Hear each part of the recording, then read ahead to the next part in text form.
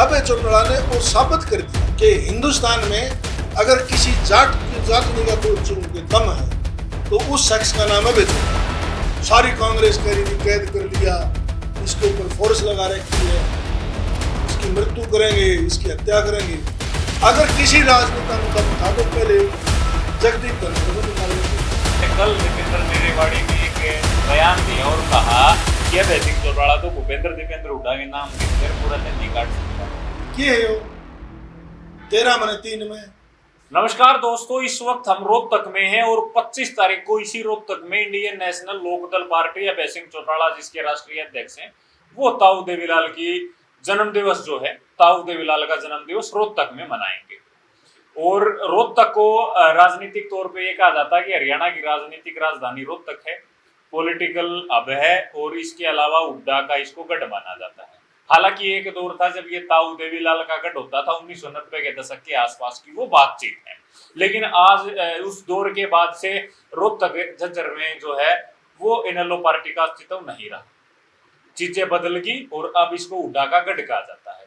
राजेश धनखड़ इस वक्त मेरे साथ हैं जिन्होंने देवीलाल का वो दौर देखा जिसमें इसको देवीलाल का गढ़ कहा जाता है और इन्होंने वो दौर भी देखा जिसमें आज इसको भूपेंद्र सिंह हुड्डा का गढ़ कहते हैं कि हुड्डा का गढ़ है रोहतक झज्जर सोनीपत, मतलब भूपेंद्र सिंह हुड्डा ऐसा कहा जाता है, सोशल मीडिया में बार बार सामने आता है।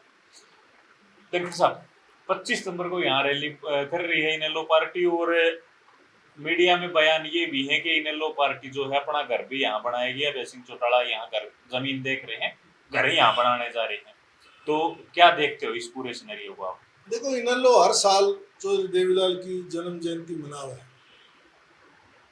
अब की बार उन्होंने रोहतक को चुन लिया। चौधरी देवीलाल को राजनीति में लाने वाले महम चौबीसी के लोग थे।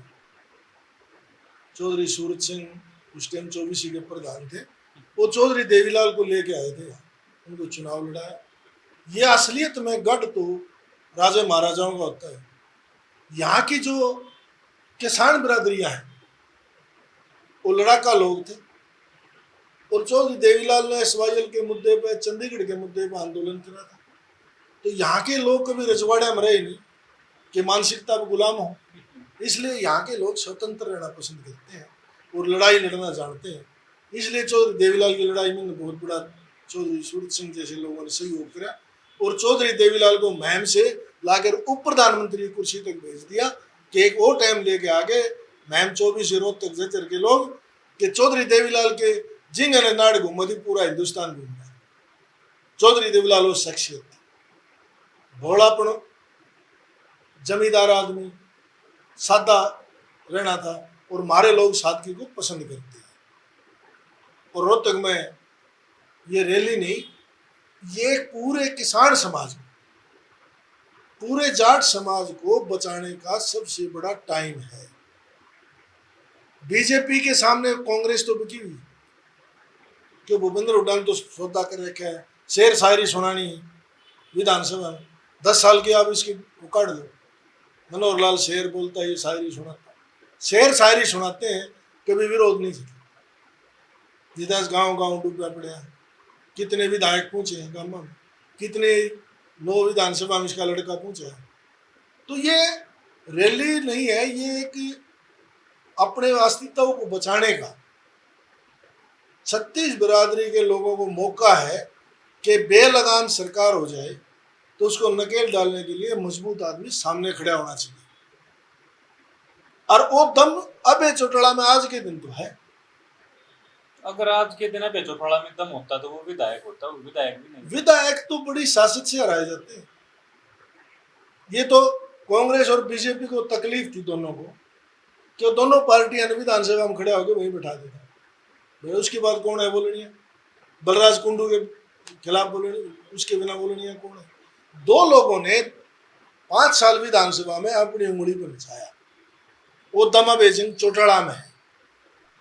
और परसों रात को अभय चौटाला ने वो साबित कर दिया कि हिंदुस्तान में अगर किसी जाटनी का दूध चूम के दम है तो उस शख्स का नाम अभय चौटाला है।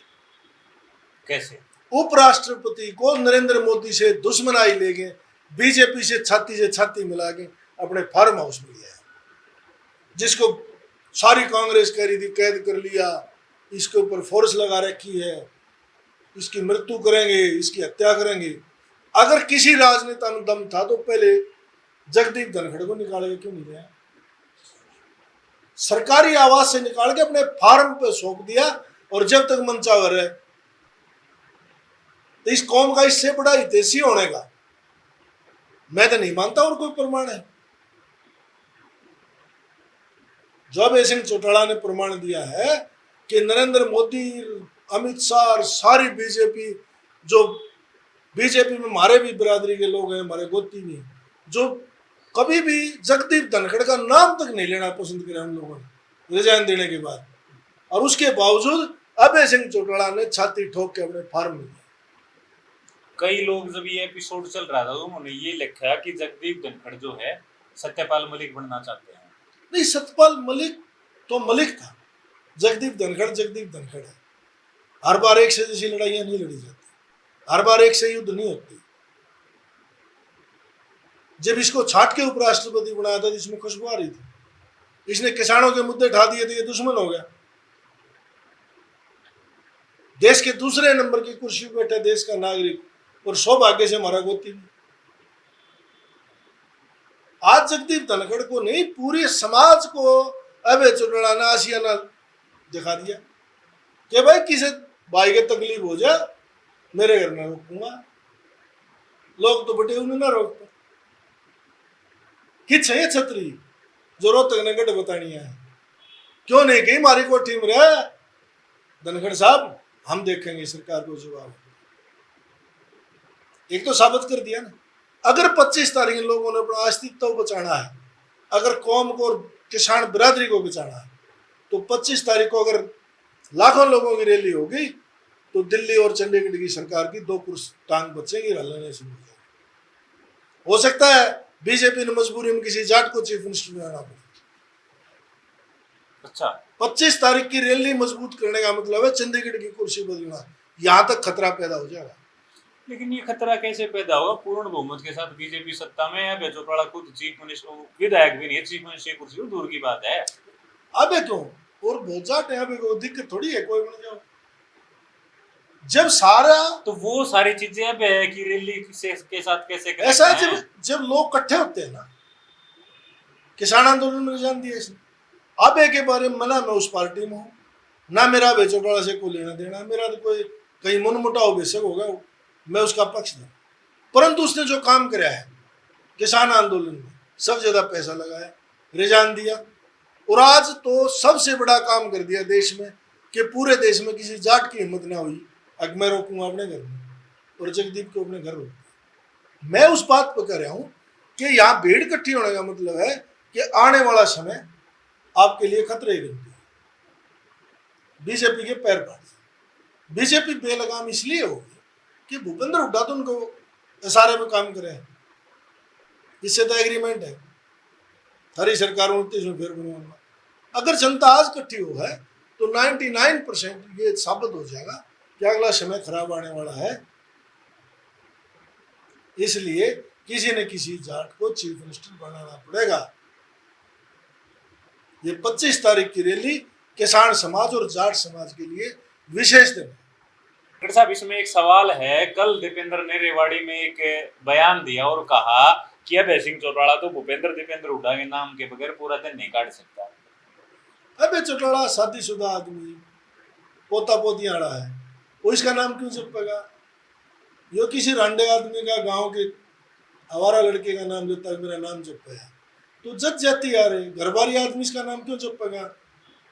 क्या है यो 13 मने 3 में? इसको तो सिर्फ वो आदमी करेगा जो ना शादी बाप की ना बेटे की हुई, रांडा आदमी इसके जात कर सके है, तो घरबारी पोता पोती आदमी इसका जात नहीं करेगा। लेकिन रोहतक लोकसभा तो सिर पे बैठा रही है।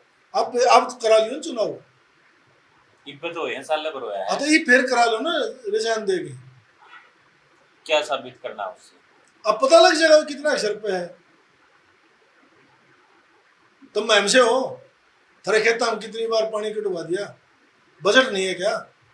ये सारा प्रदेश का धन इनके घर ने धर लिया, कहीं लगाए 5 रुपए, कहाँ है विधायक, कहाँ है सांसद? लोगों को बेसहारा छोड़ दिया। मरो डूबो कुछ भी करो। रेवाड़ी, जयपुर, चंडीगढ़ जा बयान दे हैं, मीडिया में पंप चल रहे हैं। आज मीडिया में अब एक बार भी मुझे इसने किसी फ्लड के काम में जाइए कि मेरे खाते से मैं 5 लाख रुपए दूं, इसका पानी निकल रहा है, इसके विधायक ने कही।